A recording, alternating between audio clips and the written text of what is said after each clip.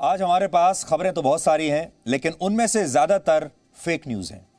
अब फैसला आपको करना है कि आप सही खबरें देखना चाहते हैं या फेक न्यूज और मिलावटी खबरें देखना चाहते हैं। और अब तक हम फेक न्यूज की खबरों के बारे में अक्सर सिर्फ बातें किया करते थे, लेकिन अब ये फेक न्यूज रियल बन गई है और इसका खतरनाक दानव हमारे देश और हमारे समाज को निगलने के लिए मुंह फाड़े हमारे सामने खड़ा है। कल हमने आपको गाजियाबाद से आई एक ऐसी ही फेक न्यूज दिखाई थी, आपको याद होगा, जिसमें मुस्लिम समुदाय के एक बुजुर्ग व्यक्ति की 10 लोगों ने मिलकर पिटाई की थी और हमारे ही देश के कुछ पत्रकारों और विपक्षी नेताओं ने इसे जय श्री राम के नारे से जोड़कर सांप्रदायिक मामला बना दिया था। और फिर इन सारे पत्रकारों ने सोशल मीडिया पर इस खबर को जमकर ट्वीट किया, वायरल कर दिया और दिन भर इसके बारे में चर्चा होती रही और यह खबर आग की तरह फैल गई। अब उन सारे पत्रकारों और विपक्षी नेताओं पर एफआईआर दर्ज कर ली गई है और ट्विटर पर भी पहली बार इस देश में एफआईआर दर्ज की गई है। यह एक बहुत बड़ी बात है। भारत में ऐसा पहली बार हुआ है जब किसी सोशल मीडिया प्लेटफॉर्म को इस तरह के मामले में सीधे सीधे आरोपी बनाया गया है और उस पर एफआईआर दर्ज कर ली गई है। यानी एक फेक न्यूज की वजह से ट्विटर ने अब अपना इंटरमीडियरी स्टेटस, फैक्ट चेकर ने अपना फैक्ट चेकर का स्टेटस, पत्रकारों ने अपना पत्रकार होने का स्टेटस और विपक्षी नेताओं ने अपना नेता होने का स्टेटस खो दिया है। सोचिए उस देश की हालत, उस देश के लोगों की हालत क्या होगी जिसमें जो व्यक्ति अपने आप को फैक्ट चेकर कहता है वो खुद फेक न्यूज फैलाता है। जो लोग अपने आप को पत्रकार बताते हैं और दुनिया की बड़ी बड़ी मैगजीन्स में और अखबारों में लेख लिखते हैं और लोग उन्हें सच मान लेते हैं, वो लोग, वो पत्रकार फेक न्यूज फैलाते हैं। और जो लोग विपक्षी नेता बनकर बैठे हुए हैं वो लोग भी फेक न्यूज फैला रहे हैं। अब सोचिए अगर सारी ताकत ऐसे लोगों के हाथ में कभी आ गई तो ये लोग क्या करेंगे, इसका अंदाजा आप लगा सकते हो। और ये सारे के सारे लोग एक ही टीम से खेलते हैं, एक ही विचारधारा के लोग हैं और सब के सब टुकड़े टुकड़े गैंग के बहुत सक्रिय सदस्य हैं।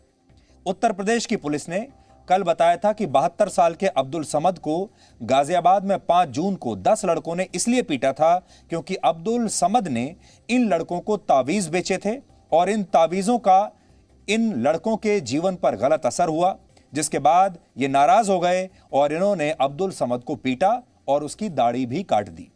लेकिन मीडिया के एक बड़े हिस्से और विपक्षी नेताओं ने इस खबर को इस तरह पेश किया कि अब्दुल समद को कुछ हिंदूवादी लोगों ने जय श्री राम का नारा नहीं लगाने की वजह से पीटा और यह पूरी तरह से एक फेक न्यूज थी। कल भी हमने आपको बताया था कि एक टेम्पलेट बन चुका है, एक फॉर्मूला बन चुका है कि मुस्लिम समुदाय के किसी भी व्यक्ति की किसी भी विवाद के कारण अगर कहीं पिटाई हो जाए, लड़ाई झगड़ा हो जाए, तो सबसे पहले यह आरोप लगाया जाता है कि उससे जय श्री राम के नारे लगवाए जा रहे थे और इनकार करने पर उसकी पिटाई हुई। और फिर ये सारे लोग, हर बार इसी तरह के लोग सक्रिय होते हैं और ये उस खबर को वायरल कर देते हैं। इससे देश की छवि खराब होती है, सरकार की छवि खराब होती है और इस देश में रहने वाले लोगों की छवि भी खराब होती है। इस मामले में अब उत्तर प्रदेश पुलिस ने ट्विटर समेत 9 लोगों पर फेक न्यूज फैलाने और इस मामले को सांप्रदायिक बनाने के लिए एफआईआर दर्ज की है। ये वही लोग हैं जिनके बारे में कल हमने आपको बताया था, इनका नाम लेकर। इनमें एक सज्जन मोहम्मद जुबैर भी हैं जो ऑल्ट न्यूज के को फाउंडर हैं। और वैसे तो मोहम्मद जुबैर खुद को एक फैक्ट चेकर बताते हैं, खबरों में क्या जानकारी सही है और क्या गलत, इसका अंतर ये करने का दावा करते हैं। लेकिन उसी फैक्ट चेकर ने इस मामले में फैक्ट्स को फेक न्यूज से पॉलिश कर दिया और आपके सामने पेश कर दिया। यानी इस फैक्ट चेकर ने इससे फैक्ट चेकर का स्टेटस खो दिया है। अब इस पर कभी कोई विश्वास नहीं करेगा।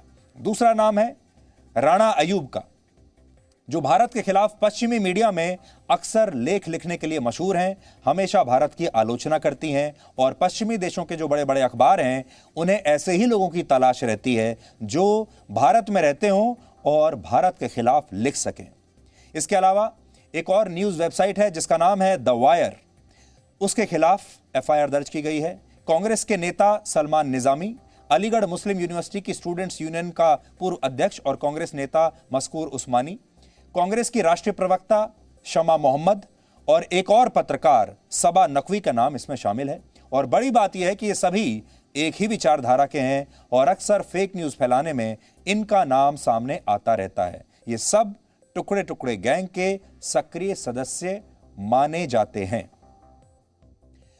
उत्तर प्रदेश की पुलिस ने इन सभी लोगों के खिलाफ आईपीसी की गंभीर धाराओं में मुकदमा दर्ज किया है। इनमें पहली धारा है 153। यह तब लगाई जाती है जब किसी व्यक्ति पर दंगे भड़काने का आरोप हो। दूसरी है 153A। यह धारा तब लगती है जब किसी व्यक्ति पर दो समुदायों के बीच नफरत फैलाने का आरोप हो। धारा 295A धार्मिक भावनाओं को ठेस पहुंचाने वाले व्यक्ति पर लगती है। धारा 505 मतलब लोगों को नुकसान पहुंचाना। धारा 120B यानी आपराधिक षड्यंत्र रचना। और धारा 34 तब लगाई जाती है जब बहुत सारे लोग किसी एक खास मकसद के लिए एक साथ काम करते हैं। तो ये बहुत सारे लोग एक खास मकसद के लिए एक साथ काम कर रहे हैं और वो मकसद है इस देश को कमजोर करना, इस देश के समाज को कमजोर करना, लोगों को आपस में लड़वाना, सांप्रदायिकता फैलाना और फेक न्यूज फैलाना। ये सभी धाराएं ट्विटर पर भी लगाई गई हैं क्योंकि ये सारे लोग ट्विटर पर अपने अपने अकाउंट्स के जरिए ये फेक न्यूज फैला रहे थे। और आपको हैरानी होगी कि ये सारे लोग ट्विटर पर वेरीफाइड अकाउंट रखते हैं, यानी ब्लू टिक वाले अकाउंट हैं इन सब के। और उस ब्लू टिक वाले वेरीफाइड अकाउंट से ये सब लोग झूठ फैला रहे थे, फेक न्यूज फैला रहे थे। और तब भी ट्विटर ने ना तो इनके खिलाफ कोई कार्रवाई की, ना इनका ब्लू टिक इनसे वापस लिया, ना इनके अकाउंट्स को सस्पेंड किया और ना ही जो फेक न्यूज ये फैला रहे थे इसे अपने प्लेटफॉर्म से हटाया। ट्विटर ने ऐसा कोई कदम नहीं उठाया। ना ही ये कहा कि ये मैनिपुलेटेड मीडिया है। एफआईआर में ट्विटर को आरोपी बनाया गया है। और अब यहां सवाल यह है कि इन लोगों के खिलाफ एफआईआर दर्ज होने के बाद क्या ट्विटर इन लोगों के अकाउंट्स को सस्पेंड करेगा और क्या इन लोगों से इनके ब्लू टिक वापस ले लिए जाएंगे। इस पर हम जानना चाहेंगे कि ट्विटर की पॉलिसी क्या कहती है, क्योंकि अगर ट्विटर ऐसा करता है तो इससे ये स्पष्ट हो जाएगा कि ट्विटर के लिए फेक न्यूज फैलाने वाले ये लोग, अगर ट्विटर ने कोई भी इनके खिलाफ एक्शन नहीं लिया तो हम ये मानेंगे कि ट्विटर मानता है कि ये सारे लोग सही हैं और इनकी कोई गलती नहीं है। और हम ये भी मानेंगे कि ट्विटर ये मानता है कि पुलिस द्वारा दर्ज की गई एफआईआर गलत है और जो इसमें सारे तथ्य रखे गए हैं वो भी गलत है। यानी ट्विटर अपना कानून चलाएगा। ट्विटर का कानून अलग है, ट्विटर की अदालतें अलग हैं, ट्विटर के मापदंड अलग हैं और वो इस देश के कानून को नहीं मानेगा। अब यह समझने की बारी है। आपके लिए यहां यह भी समझना जरूरी है कि भारत में पहली बार किसी एफआईआर में ट्विटर को इस तरह आरोपी कैसे बनाया गया। तो अब हमें जो खबर मिली है वो ये कि केंद्र सरकार ने ट्विटर को मिली कानूनी सुरक्षा समाप्त कर दी है और ट्विटर को इंटरमीडिएरी स्टेटस मिला हुआ था। ये जो कानूनी सुरक्षा है इसे अंग्रेजी में कहते हैं इंटरमीडिएरी स्टेटस, जो सरकार ने वापस ले लिया है। आईटी एक्ट 2000 के सेक्शन 79 के तहत भारत में टेक्नोलॉजी कंपनियों को यह कानूनी सुरक्षा मिली हुई है। इसके तहत अगर इन कंपनियों के सोशल मीडिया प्लेटफॉर्म से कोई आपत्तिजनक कंटेंट शेयर किया जाता है या कोई फेक न्यूज फैलाई जाती है और इसकी वजह से देश में दंगे हो जाते हैं तो इसके लिए इन कंपनियों को जिम्मेदार नहीं माना जाएगा। इन्हें कानूनी सुरक्षा प्रदान की जाती है। लेकिन अब ट्विटर से यह सुरक्षा हटा ली गई है। अभी तक ये विदेशी कंपनियां भारतीय कानून में मिली छूट का पूरा फायदा उठा रही थी, लेकिन अब ऐसा मुमकिन नहीं होगा। अब ये कंपनियां भी कानूनी दायरे में आ जाएंगी और आपत्तिजनक कंटेंट और फेक न्यूज के लिए इन्हें जिम्मेदार ठहराया जा सकेगा और इसकी शुरुआत ट्विटर से हो चुकी है। इसी साल 25 फरवरी को भारत सरकार ने नए नियम बनाते हुए सभी टेक्नोलॉजी कंपनियों को शिकायत तंत्र और एक विशेष अधिकारियों की नियुक्ति के लिए 3 महीने का समय दिया था, जो 25 मई को समाप्त हो चुका है। लेकिन इसके बावजूद ट्विटर ने इन अधिकारियों की अपने यहां कोई नियुक्ति नहीं की और हो सकता है कि इसी वजह से ट्विटर पर यह कार्रवाई की गई हो, क्योंकि ट्विटर से कहा गया था कि वो एक अपना नोडल ऑफिसर नियुक्त करेंगे। ट्विटर से कहा गया था कि वो अपना चीफ कंप्लायंस ऑफिसर भी नियुक्त करेंगे और एक पूरी टीम नियुक्त करेंगे जो ये देखेगी कि अगर इस तरह का कोई आपत्तिजनक कंटेंट इन प्लेटफॉर्म्स पर आता है तो उसे कैसे हटाया जाए और अगर कोई भारत का नागरिक शिकायत करता है ट्विटर के बारे में तो उसे कैसे एड्रेस किया जाएगा। यह मैकेनिज्म बनाने के लिए कहा गया था, लेकिन ट्विटर ने ऐसा नहीं किया। और अब इस पूरे मामले पर बात करने के लिए हमारे साथ हैं भारत के कानून मंत्री और आईटी मंत्री श्री रविशंकर प्रसाद। और आज उनसे पूछने के लिए बहुत सारे सवाल हमारे मन में भी हैं और देश के लोगों के मन में भी जरूर होंगे। रविशंकर जी, आपका बहुत बहुत स्वागत है। नमस्ते। नमस्ते। आपसे सबसे पहला सवाल हमारा यही है जो सब लोग जानना चाहते हैं कि क्या ट्विटर से नहीं, पहले आप जी सुधीर जी पहले आप मुझसे सवाल पूछिए। मुझे अपनी शुभकामना आपको देने दीजिए। आप स्वस्थ होकर वापस आए हैं, अपने लोकप्रिय कार्यक्रम पर दोबारा आपने शुरू कर दिया है। ईश्वर आपको खूब स्वस्थ रखे, सुरक्षित रखे, हमारी बहुत शुभकामना है। और आप इसी प्रकार से अपने इस विशेष लोकप्रिय कार्यक्रम के दर्शकों की सेवा करते रहें, ये मेरी बहुत शुभकामना है आपको। Thank you so much sir, आपकी शुभकामनाओं के लिए। और आप तो जानते हैं कोविड जो है वो दवाइयों की तो है ही, लेकिन दुआओं की भी ये बीमारी है। इसमें दवाइयों से ज़्यादा दुआओं की ज़रूरत होती है। तो आपका बहुत बहुत शुक्रिया। धन्यवाद, बहुत बहुत धन्यवाद जी। अब मेरा पहला सवाल आपसे ये है कि क्या भारत सरकार ने ट्विटर का इंटरमीडियरी प्लेटफॉर्म का स्टेटस वापस ले लिया है? देखिए, थोड़ा सा इस विषय को मुझे विस्तार से बताने दीजिए। मैंने देखा आपका पिछला कार्यक्रम भी इसी में। हमने जो नई गाइडलाइन बनाई है, ये हमने 25 फरवरी 2021 को बनाया था। अब मुझे याद है कि इसके बाद मैं आपके चैनल पर आया था। ये हमने कोई एकाएक नहीं बनाई थी। सुप्रीम कोर्ट के 2 आदेश थे, प्रांजला केस 2018 के, फेसबुक केस सितंबर 2019 के, कि आप फेक न्यूज़, महिलाओं की नग्नता इत्यादि इत्यादि के बारे में गाइडलाइन बनाइए। जो हिंसा फैलाते हैं मैसेजेस, उस पर कार्रवाई करिए। संसद में 2 बार चर्चा हुई। 2018 में सभी पार्टियों ने कहा कि फेक न्यूज़ पर कार्रवाई करिए, मुझसे कमिटमेंट लिया। वेंकैया जी ने एक कमेटी बनाई थी राज्यसभा के एमपीज़ की, उन्होंने कहा कि बच्चों के यौन शोषण पर सख्त कार्रवाई होनी चाहिए। हमने व्यापक चर्चा की। 3-4 साल से काम चल रहा था। और जो आपने बताया, हम साफ कह दें कि ट्विटर हो या फेसबुक हो या व्हाट्सएप हो, इसमें 100 करोड़ से अधिक भारतीय जो सक्रिय हैं, हमसे सवाल पूछते हैं। खूब पूछें, मोदी जी की आलोचना करें, मेरी करें, जी न्यूज़ की करें, सुधीर बाबू से सवाल करें। हम इन सबों का सम्मान करते हैं, पैसे भी कमाएं। लेकिन अगर इस सोशल मीडिया के एब्यूज से कोई भारतीय परेशान है तो कहां जाए? मेरे पास माताओं की शिकायत आती है कि मेरी बेटी का पूर्व गर्ल बॉयफ्रेंड उसके इंटीमेट फोटो को वायरल कर रहा है। तो मैं क्या कहूं, अमेरिका में जाकर शिकायत करो, जैसे ट्विटर कहता है। बाकी रोज पत्रकारों के खिलाफ, जजेस के खिलाफ, व्यापारियों के खिलाफ आतंकवाद की बात चलती रहती है। तो हमने कहा आप एक शिकायत निवारण तंत्र खड़ा करिए, जिसमें एक ग्रीवांस रिड्रेसल ऑफिसर हो तो शिकायत ले, 15 दिन में डिस्पोज ऑफ करे। एक कंप्लायंस ऑफिसर हो और एक नोडल ऑफिसर हो सरकार से कांटेक्ट के लिए। और ये सब भारत में रहने वाले हो, सबों का मोबाइल नंबर, ईमेल नंबर जनता के लिए स्पष्ट हो। तो क्या हम कोई चंद्रमा की मांग कर रहे थे क्या? आप मुझे बताइए। 3 महीने का हमने समय दिया इन मेजर कंपनियों को, जिसके 50 लाख से अधिक यूजर्स थे। बाकी सबों ने अपॉइंट कर दिया। ट्विटर टाल मटोल। और ये 3 महीने की मियाद, सुधीर बाबू, 25 मई को खत्म हो गई। फिर भी हमने कहा देखो भाई, लास्ट में हमारे अधिकारियों की इच्छा थी सर, जो कानून अपने आप स्पष्ट हो गया। हमने कहा नहीं, एक बार इनको लास्ट में गुडविल जेस्चर के रूप में एक लास्ट नोटिस फिर दो। इसके बाद भी वही टालमटोल।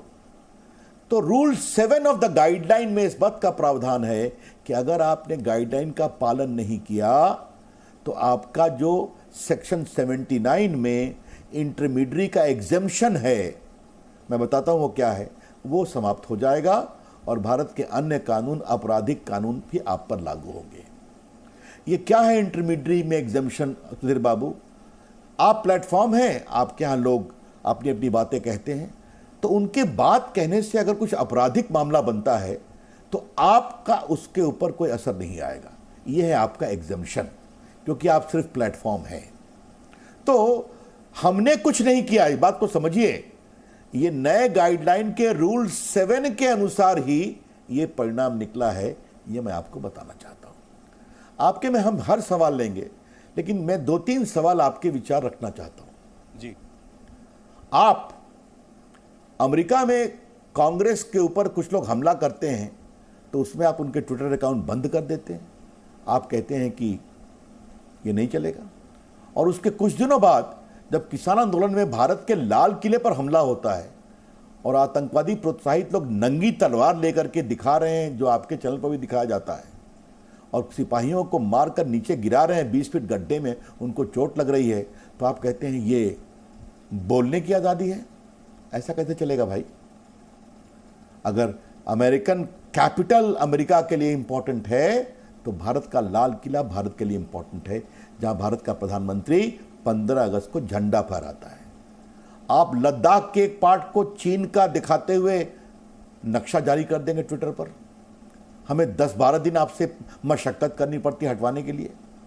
तो सुधीर बाबू, बहुत विनम्रता से मैं अपनी बात को समाप्त कर रहा हूं। भारत में आइए, खूब व्यापार करिए, पैसे कमाइए, नरेंद्र मोदी जी की आलोचना करिए, रविशंकर बाबू की करिए, सुधीर बाबू की करिए, खूब सवाल पूछिए, लेकिन भारत का कानून मानना पड़ेगा और भारत का संविधान मानना पड़ेगा।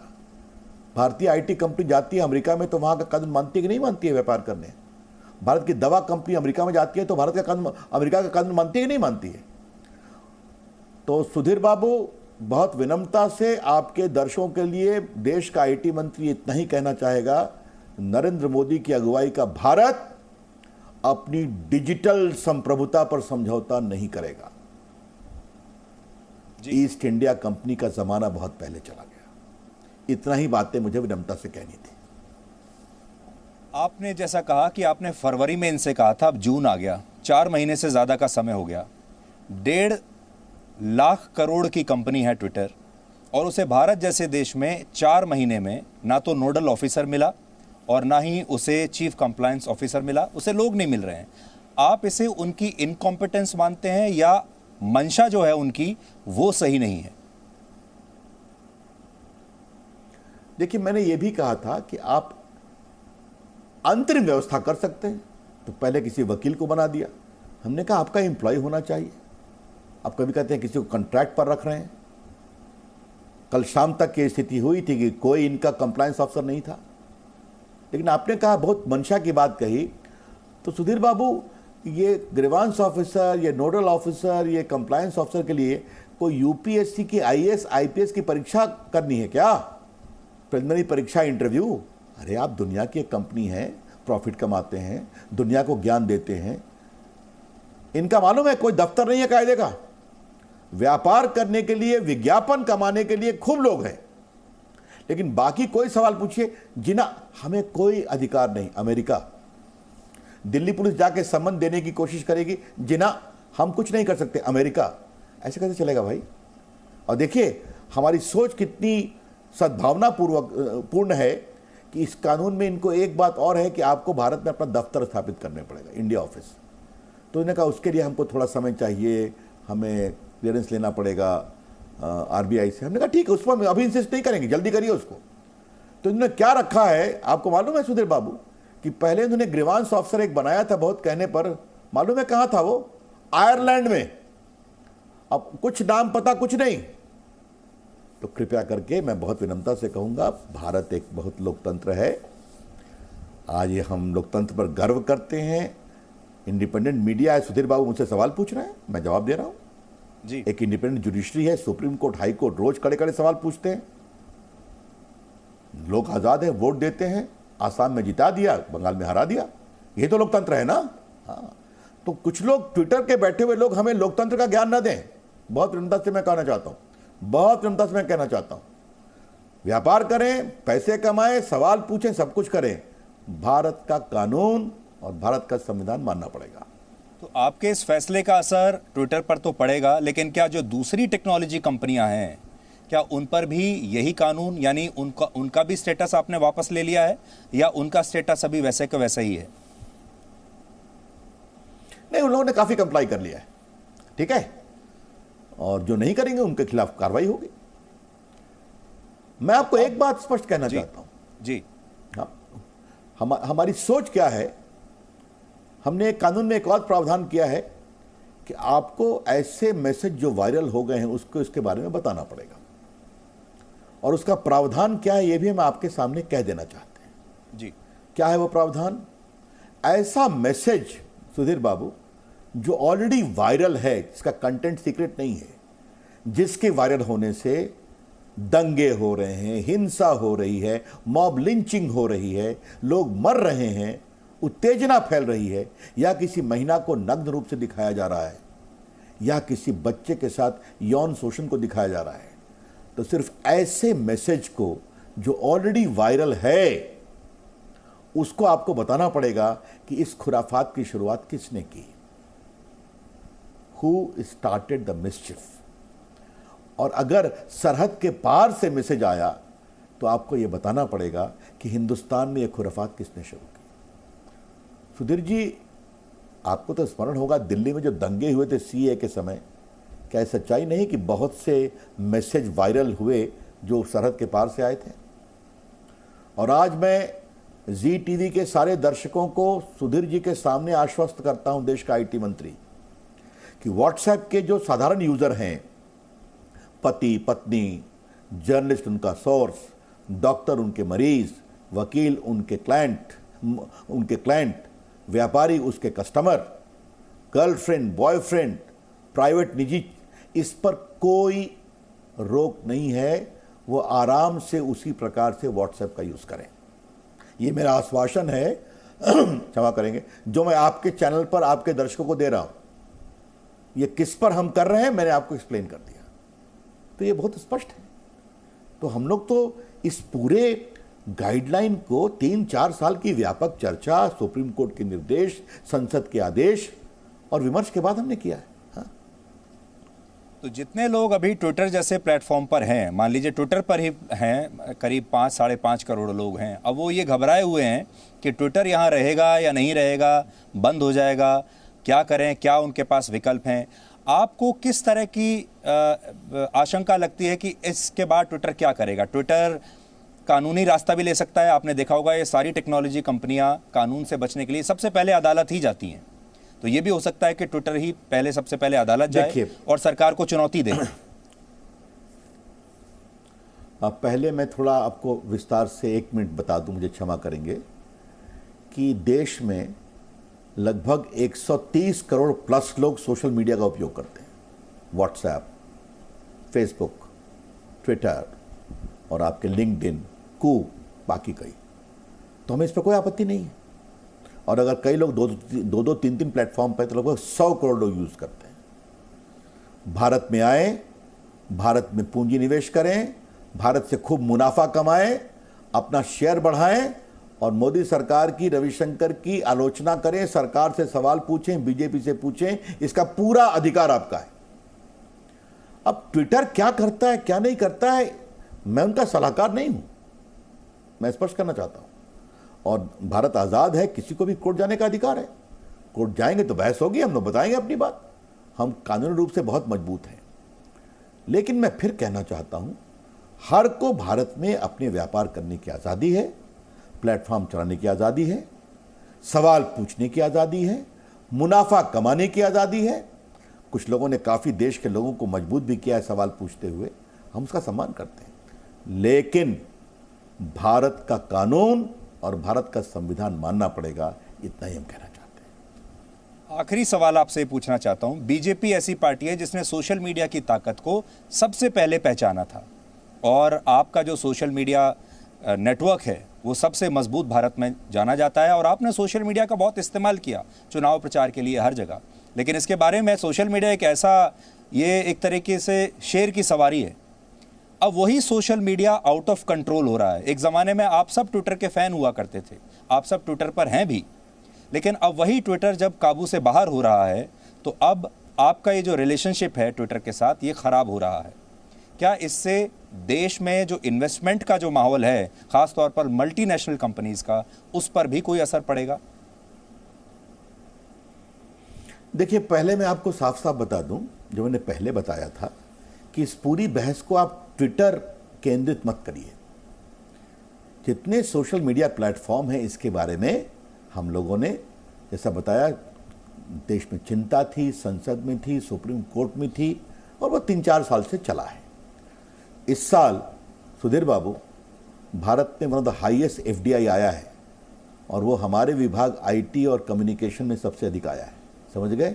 भारत एक बड़ा मार्केट है। फिर मैं कह रहा हूँ, भारत एक बहुत बड़ा मार्केट है। 130 करोड़ प्लस लोग मीडिया का ये भारत में हैं। और आपकी जानकारी के लिए, भारत में 130 करोड़ प्लस लोगों में 126 करोड़ से अधिक आधार कार्ड है। लगभग 70 करोड़ प्लस स्मार्टफोन है जो मिनी कंप्यूटर है। तो लगभग 70 करोड़ प्लस लोग इंटरनेट का यूज़ करते हैं। तो ये भारत बहुत बड़ा डिजिटल मार्केट है। इसलिए डिजिटल इंडिया में आज भारत का डिजिटल पेमेंट दुनिया में सबसे ऊंचाई पर पहुंचा हुआ है। तो दुनिया भारत के डिजिटल मार्केट को भी समझती है और हमें खुशी है कि नरेंद्र मोदी की अगुवाई में हमने भारत के डिजिटल इंडिया के माध्यम से देश को कहां से कहां पहुंचाया है। अभी आप देखिए, इस कोरोना में सड़क बंद, रेल बंद, हवाई जहाज बंद, तो देश को चलाया किसने? हमारे तीनों विभागों ने, संचार ने, आईटी ने और पोस्टल डिपार्टमेंट ने। आपने भी देखा, वर्क फ्रॉम होम मैंने कर दिया, पूरा भारत चल रहा है। मैसेज करोड़ों की संख्या में जाते हैं। आरोग्य सेतु ऐप चला है, तो वो चलेगा जी। इससे भारत के डिजिटल क्षमता पर कोई सवाल न किया जाए, ये बात मैं बहुत, और ये भी एक प्रायोजित आरोप है, मैं कहना चाहता हूं, जो कुछ लोग लगवा रहे हैं। भारत सिर्फ ट्विटर के भरोसे नहीं चलता है। बहुत विनम्रता से ट्विटर यहां रहे, व्यापार करे, पैसे कमाए, हमें कोई आपत्ति नहीं है। जिस प्रकार ट्विटर हमें फ्रीडम ऑफ स्पीच का ज्ञान देता है, तो कृपया करके हमें वो ज्ञान न दिया जाए। हाँ, भारत का लोकतंत्र मजबूत है, भारत का लोकतांत्रिक व्यवस्था मजबूत है, भारत की जुडिशरी मजबूत है, भारत का मीडिया मजबूत है। आप सवाल पूछ रहे हैं, और भारत के लोग परिपक्व हैं। इसको समझना बहुत जरूरी है। तो मुझे लगा मैं बहुत विनम्रता से बता दूं। एक बात पहले जो आपने कही थी, जी जी, उस पर मैं अपनी टिप्पणी, हाँ, जी बताएं। आप बोलिए। अभी आपने जो गाजियाबाद के केस की बात कही थी, तो उस केस पर मैं कोई विशेष टिप्पणी नहीं करूंगा। देश का कानून मंत्री हूं, अपना पुलिस कार्रवाई करे।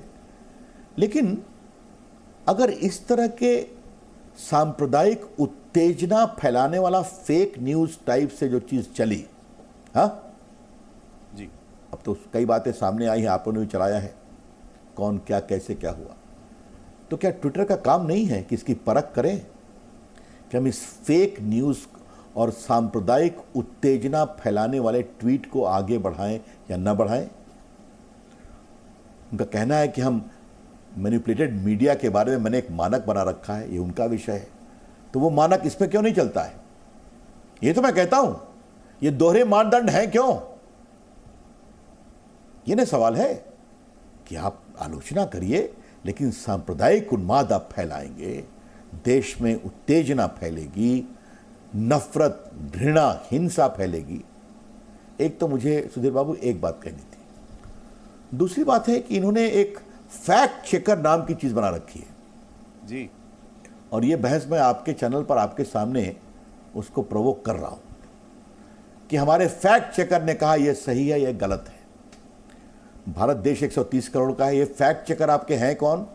मैं आपसे कहूंगा एक बार थोड़ा, आप भी क्योंकि बहुत गहन शोध करते हैं आप और आपकी टीम, अभिनंदन आपका। फैक्ट चेकर कैसे अपॉइंट होते हैं, उनके अपॉइंट करने की क्या प्रक्रिया है, कुछ नहीं पता है। जो मैंने कुछ मालूम किया है, इनके फैक्ट चेकर वही हैं जो नरेंद्र मोदी से घृणा करते हैं, आलोचक नहीं है, नफरत करते हैं। उनके ट्वीट सब कुछ देखा है हम लोग। क्योंकि फैक्ट चेकर का पावर क्या है? आपका बोलना सही है गलत है ये हम तय करेंगे, ये अकाउंट बंद होगा या नहीं होगा ये हम तय करेंगे। तो क्या आपकी जवाबदारी नहीं है कि आप बताएं कि देश में आपने फैक्ट चेकर किनको चुना है? क्या देश में अच्छे बौद्धिकता रखने वाले ईमानदार लोगों की कमी है क्या, कि आपको सिर्फ कुछ लोगों की नफरत करने वाले लोगों को ही रखना है? ये बड़े सवाल हैं और ये सवाल पूछे जाएंगे और ये सवाल पूछे जाने चाहिए। ये लोकतंत्र का वसूल भी है जी। अगर नहीं मिल रहे हैं तो हम अपने जी न्यूज़ के न्यूज़ रूम से भी उनको कुछ प्रोवाइड करा सकते हैं, फैक्ट चेकर्स यहाँ से ले सकते हैं, बहुत लोग हैं इस दुनिया में जी। एक बात आपसे और जानना चाहूँगा, कुछ महीने पहले आप स्वदेशी प्लेटफॉर्म कू पर शिफ्ट हो गए थे और उस समय बहुत सारे लोगों ने इसे एक इशारा समझा था ट्विटर के लिए कि अगर केंद्रीय आईटी मंत्री कू पर शिफ्ट हो गए हैं, कुछ और मंत्री भी कू पर शिफ्ट हो गए हैं, तो क्या अब आप ट्विटर से हटकर कू पर चले जाएंगे सारे लोग, या ट्विटर पर अभी आप बने रहेंगे? क्योंकि आज आपने एक बड़ा कड़ा संदेश ट्विटर को दिया है, लेकिन ट्विटर के अकाउंट के जरिए ही दिया है, ट्विटर पर ही ट्विटर को आपने नोटिस दिया है। तो do you still want to stay on Twitter या यू विल क्विट? देखिए, पहले मैं आपने बहुत अच्छा सवाल किया, मैं इस सवाल का थोड़ा सा आपके दर्शकों को बताना चाहता हूँ। कू पर मेरे लगभग 13-14 लाख फॉलोअर हो गए हैं, 15 लाख और लोग भी आ रहे हैं। ट्विटर एक भारतीय ने बनाया, अच्छी बात है। आज स्टार्टअप बढ़ रहे हैं, बाकी बढ़ रहे हैं, बहुत अच्छी बात है। ये लड़ाई या ये विषय सुधीर बाबू, ट्विटर बनाम मोदी सरकार नहीं है। ये विषय ट्विटर बनाम बीजेपी भी नहीं है। ये विषय ट्विटर बनाम उनके पीड़ित उपयोग करने वालों के लिए आवाज का है। यह विषय समझने की जरूरत है। नहीं, मैं कू पर भी रहूंगा, मैं ट्विटर पर भी रहूंगा, मैं फेसबुक पर भी हूं, मैं लिंक्डइन पर भी हूं, क्यों नहीं रहूंगा? जरूर रहूंगा। सभी को मैं एक नजर से भी देखूंगा और कानून सबके लिए एक समान चलेगा। यह मैं आपको स्पष्ट करना चाहता हूं। इसलिए ट्विटर के जो क्या शुरू हो चुकी है, आप ये मानते हैं? मैं ना सिर्फ ये कहना है कि ट्विटर के यूजर्स ट्विटर का उपयोग करें, हमें क्या दिक्कत है? आप आलोचना भी करें, सवाल भी पूछें। कुछ लोग मुझसे आज सवाल पूछ रहे हैं, प्रायोजित सवाल पूछिए, मैं क्या मना करता हूं। लेकिन अब ट्विटर को ऊपर आप हिंसा फैलाएंगे, आतंकवाद फैलाएंगे, उत्तेजना फैलाएंगे, सांप्रदायिक दंगा करवाने की कोशिश करेंगे, फेक न्यूज फैलाएंगे, तो कार्रवाई होगी ना। तो पुलिस अपनी कार्रवाई करेगी। इतना ही तो मैं कहना चाहता हूं जी। आप मुझे ये बताइए सुधीर बाबू, आप तो इतने लोकप्रिय आपका चैनल है और आपका लोकप्रिय प्रोग्राम है, आप अपने मानकों से बंधे हैं कि नहीं? आप मुझे बताइए। जो ब्रॉडकास्टर गिल्ड है, आपका जो अखबार है, वो प्रेस काउंसिल ऑफ इंडिया के मानकों से बंधा है कि नहीं बंधा है? क्या आप अपने चैनल पर इतने सवाल करते हैं तो आप किसी को खुलेआम गाली पढ़ सकते हैं क्या? आपको पढ़ना चाहिए क्या? क्या आप अपने चैनल पर आप सीधा आतंकवाद को प्रमोट करेंगे क्या? क्या आप सीधे अपने चैनल पर किसी महिला को की गरिमा को खुलेआम चुनौती देंगे क्या? तो ये मानक आप पर हैं और सही भी है, लेकिन आपके आलोचना के सवाल में तो कोई कमी नहीं होती है। ऐसे मानक प्लेटफॉर्म पर क्यों नहीं होना चाहिए? ये सवाल हैं और इन सवालों का उत्तर मिलना चाहिए। Thank you so much sir, आपने इतना समय निकाला और मुझे लगता है कि आपने जो बात बताई है वो देश के लोगों के सामने बिल्कुल स्पष्ट है। आपने जो बात कही, और हमें लगता है कि ट्विटर और दूसरी जो कंपनियां हैं, टेक्नोलॉजी कंपनी, उनके सामने भी स्थिति आपकी जो बिल्कुल आपने स्पष्ट कर दी है। Thank you so much. बहुत बहुत धन्यवाद, नमस्कार। Thank you. तो केंद्रीय आईटी मंत्री रविशंकर प्रसाद, आज सबसे पहले आपने जी न्यूज़ पर उन्हें देखा और उन्होंने साफ साफ बता दिया कि ईस्ट इंडिया कंपनी वाली पॉलिसी हमारे देश में हो सकता है 200 साल पहले चलती हो, लेकिन अब नहीं चलेगी, और ट्विटर के जो डबल स्टैंडर्ड्स हैं वो अब और इस देश में नहीं चलेंगे। Presenting V News app, available on Google Play and App Store. Download it now.